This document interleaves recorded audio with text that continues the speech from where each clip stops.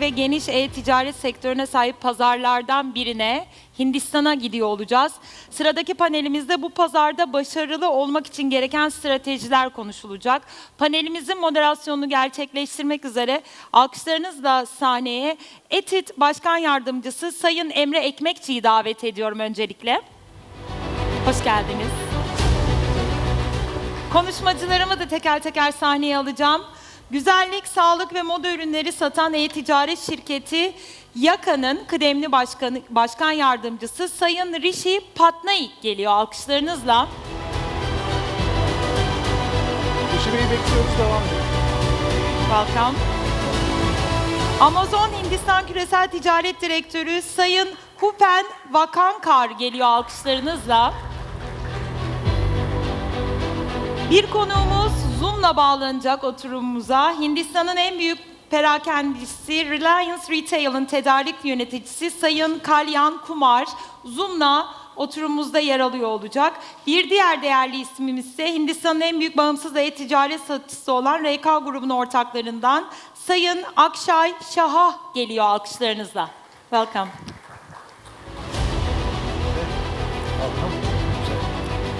Emre Bey, sözü ben size bırakıyorum. Thank you. So welcome, and I think Kalyan's somewhere connected to us through Zoom. We'll join him as well. Rishi hopefully will join us very soon. There we have it. Oh, here's Hi Kalyan, can you hear us? Yes, loud and clear. Okay, very nice to see you. We were chatting in the backstage briefly about the Indian market. It's a bit of a black box for Turkish sellers. Honestly, I don't know why. Like we are very much an Amazon seller country, actually. So when it comes to selling in Amazon US, Amazon Europe, and UK, but the India market is a bit of a distant for us. But we know that it should not be. So my first question to you is, to all of you actually, to the three of you, would be just, can you give us some insights about the internal dynamics of the Indian market, what it looks like? You know, there may be people who have researched about it, but an insider's view of what as a platform, how it is, as a seller, how it is. Again, Kalyan, from your perspective, just give us a taste of the Indian market and what it feels like, please. Sure. In the spirit of inclusion, Kalyan, you want to go first? And yeah, sure. I'm happy to go after. More than happy. I think, first of all, I think both the countries actually fall into a manufacturing base, right? And we both are manufacturing countries, and we therefore have a very, very strong local production facility that is actually available, which is one very important area. Both the countries therefore want to really protect the local manufacturing units and the manufacturers, number one. Number two is actually India as a country is not, unlike other Western countries, is not a single country, right? We have multiple states, and each of the states and each of the locations are behave like a separate country altogether. So we are very, very dynamic as a country to operate. So therefore, this space has been one area of challenge, and for people in multiple regions to actually come and operate within the country in India. And it needs a lot of work in terms of setting a long-term perspective in India. No, we cannot be short-term. So I think those are the areas that is primarily important because A, you work with the manufacturing base, therefore your price competitiveness becomes very, very key and important because when you have global players coming in, and also you need to fight with local players, and therefore that becomes very, very important. And the agility of go-to-market has to be really, really fast. Today, the process of an import is really, really long, right? I think that's something that we need to work on and to make it more efficient. I think these two, if we can manage it, there's a lot of scope to actually bring in partnership a lot more closer. Bhupen, your view? Yeah, I'm happy to add. I think I like the way you framed the question as to why there is this unknown about trade with India, when traditionally there has been so much trade in both countries. Right? And I think one of the parts of the story that's perhaps getting not as much awareness is how much India's growth has happened over the last 2 decades. And Amazon has been in India for over 10 years now. And literally every corner of India now is e-commerce enabled, e-commerce delivery enabled, which means there's deep logistics networks that have been created. Amazon itself has invested in a lot of infrastructure to create last mile logistics, first mile logistics, even warehousing space and so on, right? So as a result, the country has embraced e-commerce in a big way. So e-commerce shopping is no longer an optional thing. It's become part of everyday life, everyday consumption for a diverse set of customers, right? So over 100 million customers shop on Amazon every month, as an example. So that's the number one thing. The second thing that has happened is because there has been sort of almost a very stable economic development for the last 2 decades, the per capita incomes and the consumption behaviors of people is changing pretty dramatically. People are really looking at global brands, and they really want to understand uniqueness of each product's origin. So whether you're talking about Turkish textiles, even though India is a very large textile, there is a different pattern, there is a uniqueness to it, or the spices that we talked about, or the kitchenware that we talk about, and so on. So customers are becoming very, very aware of international brands, international palettes, and they're really hungry to experience that in their daily lives. Right? So that's a second development. And the third development is cross-border e-commerce has become a lot more common than it was even 5 years ago. Yeah. Right? And the COVID pandemic sort of helped drive some of that stuff. For many of the brands and sellers who are in this room, if you're familiar with Amazon Turkey or Amazon Germany or Amazon US, Amazon India is essentially the exactly same identical technologies, exactly the same processes, exactly the same sort of rules in terms of how you list the products and what happens when things go well, what happens when things go bad, and so on. So in short, I think that's my 3-part answer to you, that I think there is a lack of awareness of how much e-commerce has really advanced in India, how much Indian customer base is hungry for global brands, and how easy it is really to do cross-border e-commerce, thanks to players like Amazon who have come and sort of done a bunch of the technology investments there. I think that was one of the things we were discussing. A player like Amazon, I mean, there are other marketplaces as well, but a seller can at least trust the marketplace for certain rules of engagement in the market, payments, collection, money transfer, customer service. So a lot of the unknown issues, maybe for sellers, is already taken care of by marketplaces. So I always say going into a country, marketplace is usually the first, and sometimes even the primary way of selling. I think generally, I mean, people have taken both approaches, right? Like you can do offline and online together. Generally, going in online is a little bit easier because, you don't have to make large inventory commitments. You don't have to have large partnerships to begin with right away. I think you always start with some partnerships. But it's probably the easiest way to sort of figure out how you want to engage with the country and the customers in the country. And from your side, Akshay, as a seller,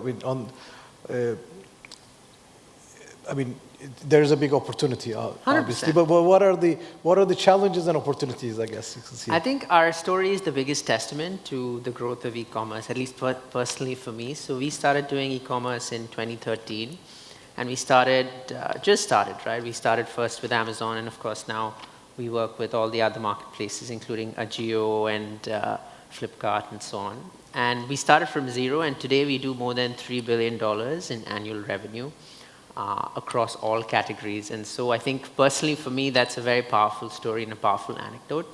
And just to add to to build on what both Kalyan as well as Bhupen said about what the nature of the market is, what are the dynamics that we do see.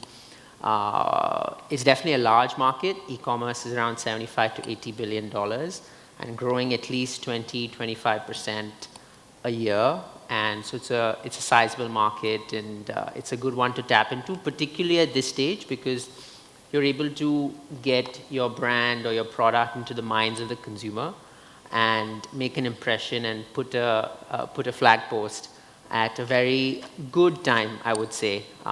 This is the right time. Maybe a few years ago it was too early, and maybe a few years ago it'll be too late, but now is the right time. Second is, I think, even to what Kalyan was saying, right, which is sometimes it can seem daunting, like customs clearance, regulations, all of that. And that's where partnering with a seller like us can be quite valuable, because we make it seamless, we take away all the headache, we help build those relationships of trust, which are very important because it's a foreign country, it's a black box. So that's where we do add value. And the third is, I think, of course, what Kalyan was mentioning, it's definitely a price-sensitive market because there's domestic manufacturing. But at the same time, what Bhupen mentioned is also very true, which is that there is a growing taste for international brands, and brands that are able to define themselves as a specialized and niche product are able to find a lot of success and are able to make very good profits. And we've seen many success stories of that as well. And how is, I mean, when we're talking cross-border, would you say a cross-border into India or a B2B cross-border into India is the right way to go? I mean, like, for instance, if you were to ask me this question for Turkey, I would say you would definitely need to do B2B into Turkey, because now, I mean, we just also raised the customs tax on postal packages, both from Europe and China. We called it the Temu law recently. So from selling into the Turkish market, you definitely have to, I mean, it's better to do a fulfillment here than sending goods cross-border. Yeah. How would you define that in India? I think the simplest answer is probably what always works in India. It's a very large market and very large customer base, and different brands will find different approaches that make sense to them. And it's all a function of, you know, what you're selling, what is the price point at which you're selling, what is the size, weight, cube, what are the customs restrictions and all of that. Fortunately, because the ecosystem is now very, very mature, all three models, well, the brand can just work directly, is there. We have partners such as, you know, Value Card who can sort of help you do a lot of that stuff. There is enough ecosystem now who can actually just buy inventory from you and then sort of do all of the e-commerce operations for you. So all three forms are getting popular in India, and I think brands are sort of evaluating all three to figure out what really works best for them. For somebody who's very mature on Amazon ecosystem, finds it a lot easier because they're just familiar with the processes. For somebody who's getting on cross-border e-commerce for the first time, a different model might make more sense. And Kalyan, I want to reach out to you on this question as well, because I mean, in my notes, I see that you also do fulfillment services, right? And return processing, which is always a concern for cross-border sellers. Yeah. So let me touch upon the previous point that even Bhupen was actually mentioning, because Reliance operates, in our business, we operate both in the online and the offline part of the business. And in most places, we operate for the same brand in both online and offline, you know. And therefore, operating, whether we want to do a B2B business or we want to do an international marketplace model, I think it's a combination, as he rightly said, it's a combination of all of them put together. The smart way to look at it is also look at inventory model in certain areas, bringing in marketplace visibility by bringing in cross-border inventory, and also brands who are manufacturing, have brands in Turkey, also source across the globe. And in maybe a country like India has a lot of free trade agreements with many markets, right? And therefore it really works very well. not to take the inventory back to Turkey and then bring it and therefore directly supply it into the country as well. So it's a combination of multiple things. So that's one area that I think it's very, very important for everybody to consider. And coming to the next point of yours of mentioning whether it's a fulfilled by a particular retailer, that possibility is very much exist, right? So it can happen by the seller utilizing, bringing in the inventory into the country, seller or aggregators or anyone who represents a brand in the country can actually operate from the retailer's warehouse, distribution center, and the fulfillment can be taken over by the retailer. That is a possibility that is surely existing. And it can also happen the other way around, where the retailer can actually operate out of the distribution center of the seller. So both the models operate, and they've been proven very, very successful. But both of them operate with physical inventories being available in the territory. From a international marketplace model, the only effective thing is typically bringing in, I keep on repeating this, agility and time, because I'm very conscious of the time that we take to deliver to the consumer. And that's one area that becomes very key for us to make sure that we are able to fulfill the consumer's orders within a stipulated time. And I think Rishi joined on Zoom as well. I don't know if I'll ask the operators to see if we could put him on screen. Yeah, hi, sorry, I'm actually on the move. I'm on my way to the airport. I'm sorry for this. Okay, so Rishi, nice to have you join us. We were talking about, I don't know if you caught some of it, but we talked about some of the dynamics of the Indian market. But from your perspective and your company, what are the services, some of the services that you offer to potential sellers in India? Is he connected? Oh, yeah. Could you hear us or no? Yeah, I can hear you. I can hear you. So I was asking, like, what are some of the services that your company offers to sellers who want to sell in India?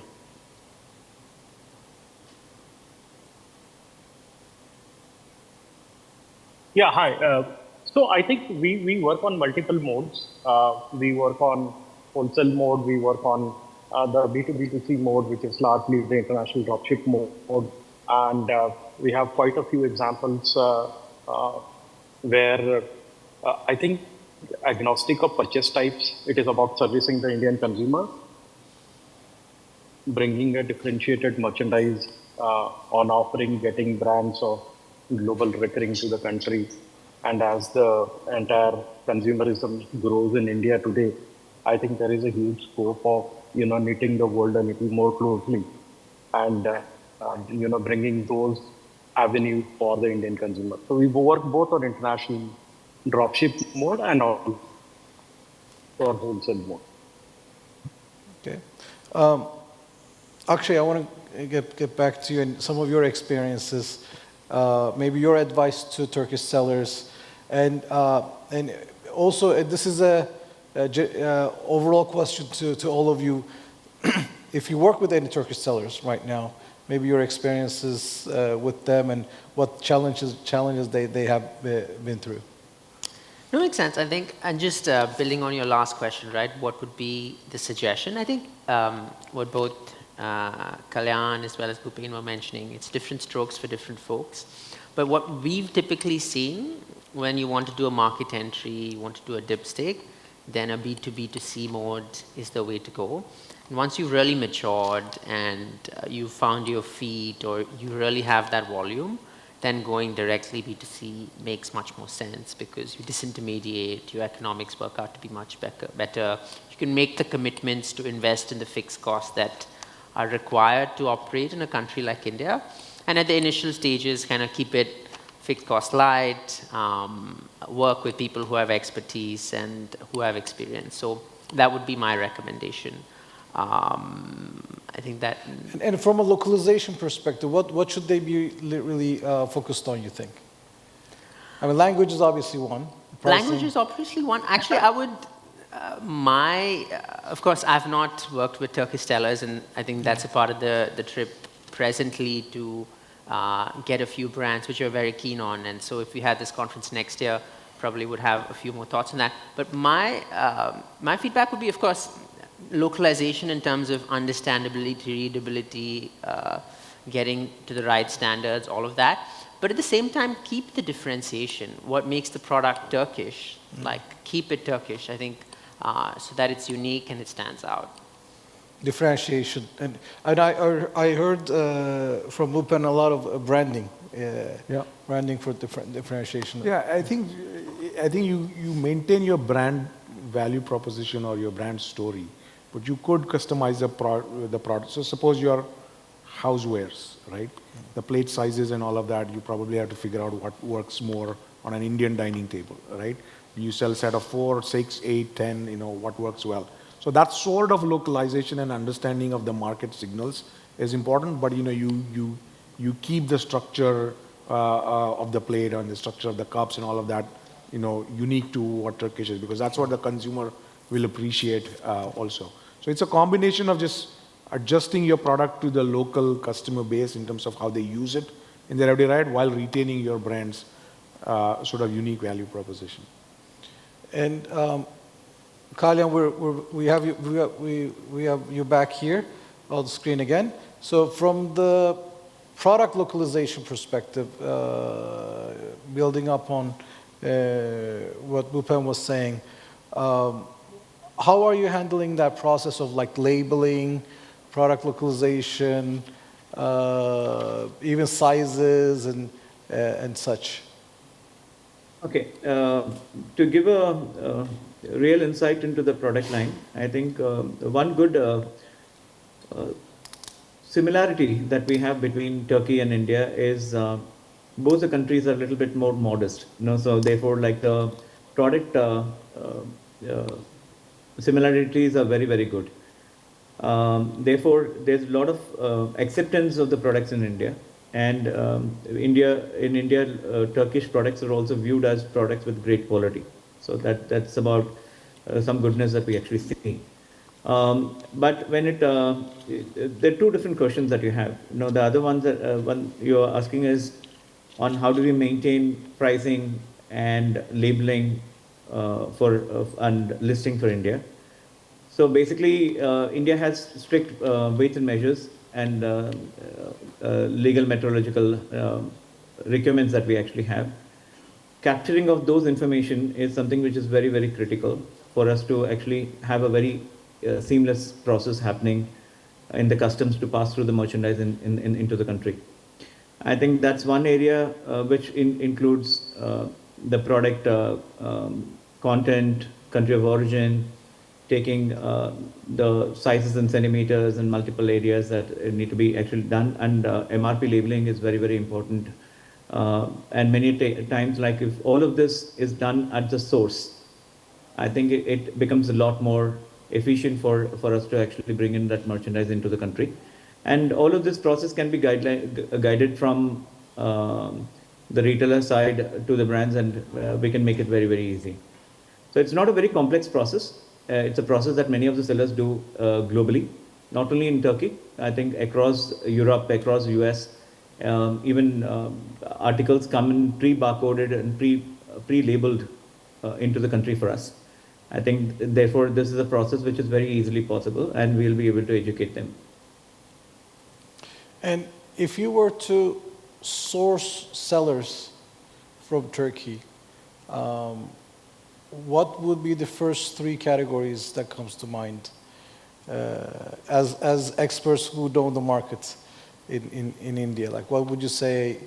Oh, these I think are good categories that Turkish sellers can flourish.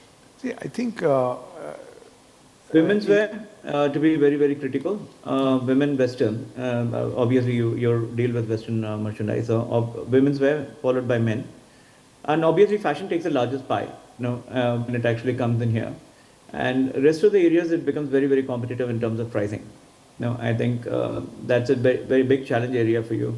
And also the restriction that overall in India that we have on footwear, say one of the very big category for us in India, is becoming very challenging for any other country to actually do that in India for us.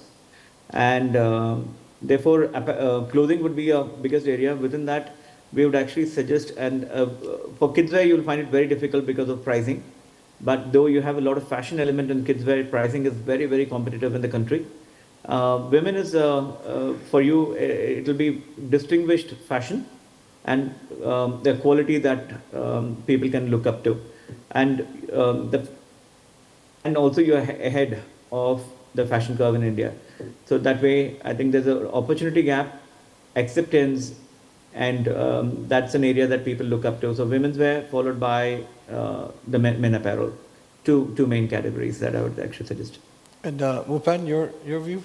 I think my answer was, I think depending on which retailer and all retailers will probably give you what is working well in their segments. And I think generally the sense is first, if you think longer term where anything you're going to be there for 3 years plus, and when you look at it strategically, you are looking at a very diverse customer base and there are very diverse needs, right?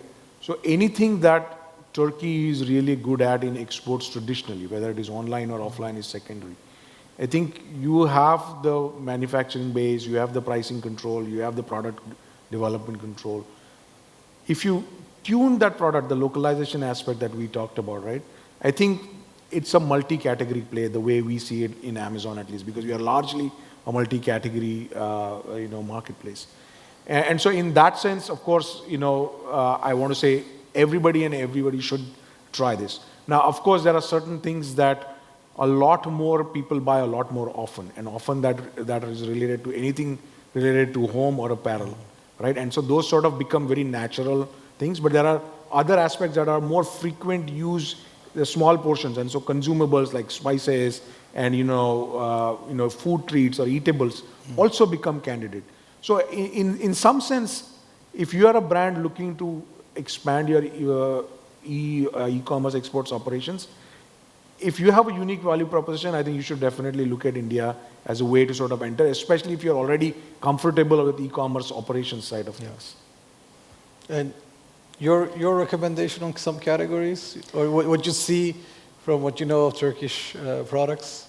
So actually, I had the opportunity to meet with, we had the B2B sessions this morning and had the opportunity to meet with a few sellers, and some themes came out. And I think homeware is a good category. I think we definitely do see some very good products which are doing very well in the international market, including kitchenware, so on.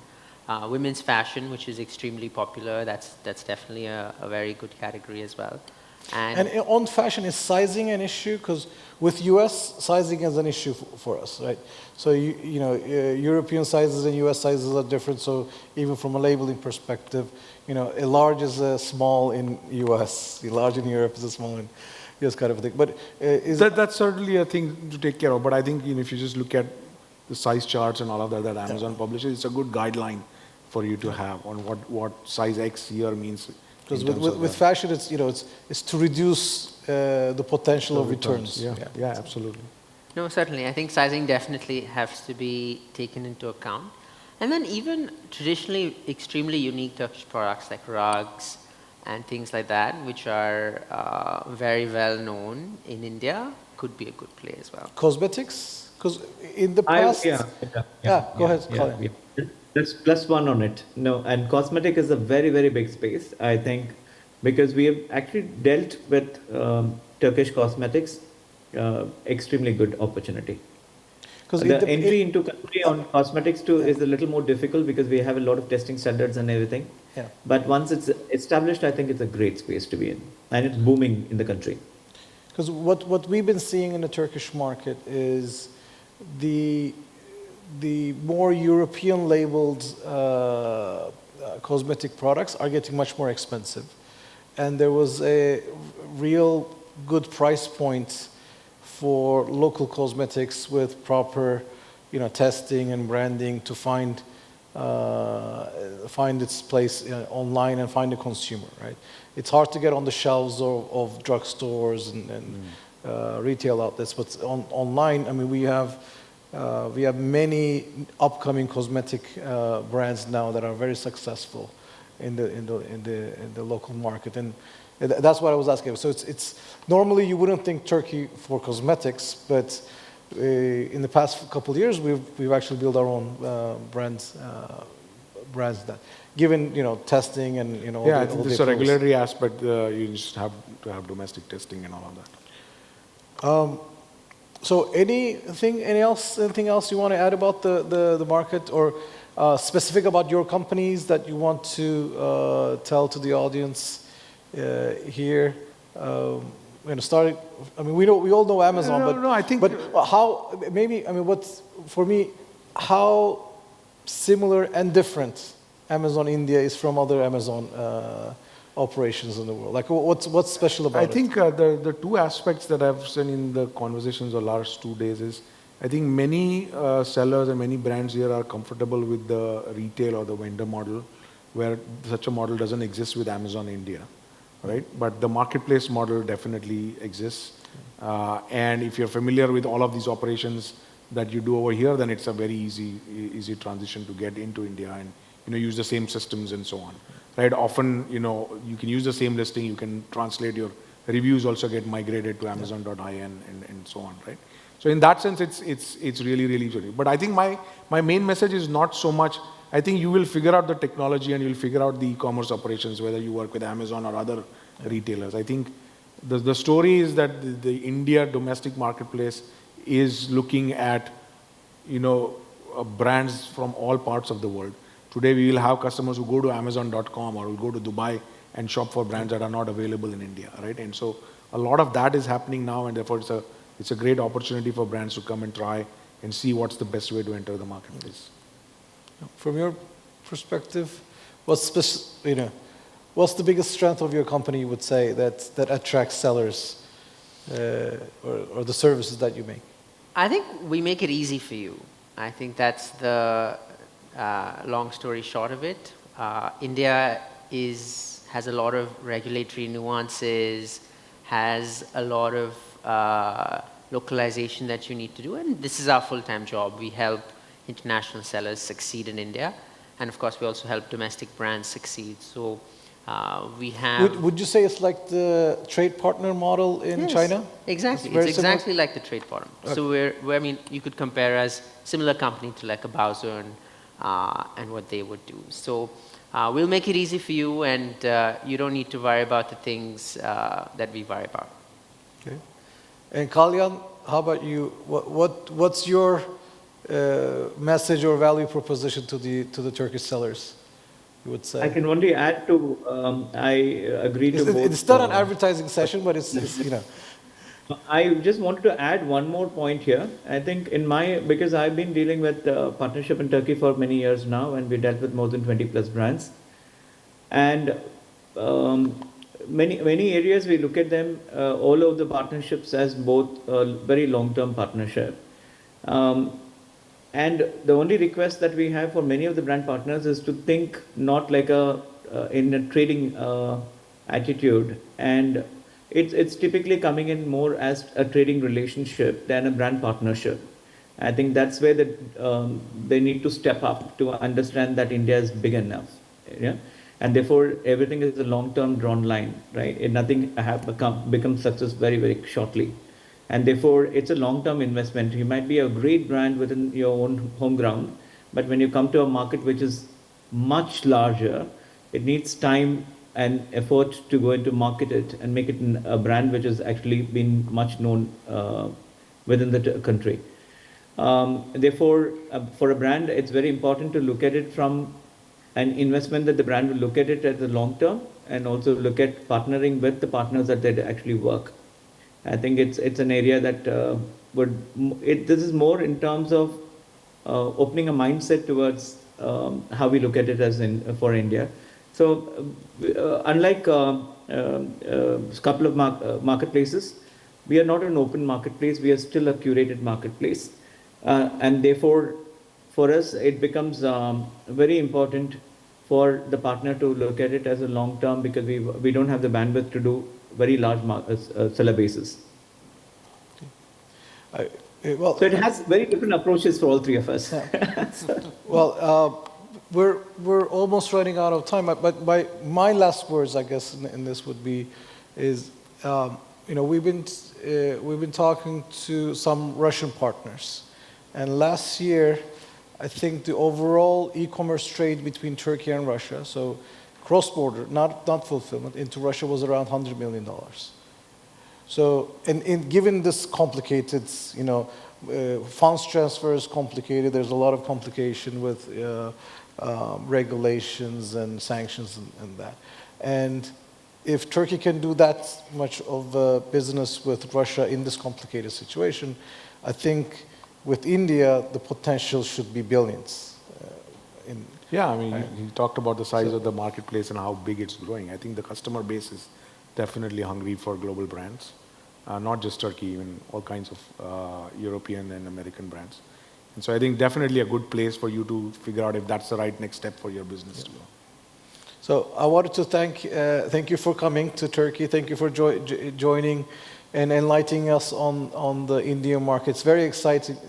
Hopefully it's also exciting for you to meet some partners here, some customers here. Well, thank you very much, and I hope you enjoyed the session. Thank you.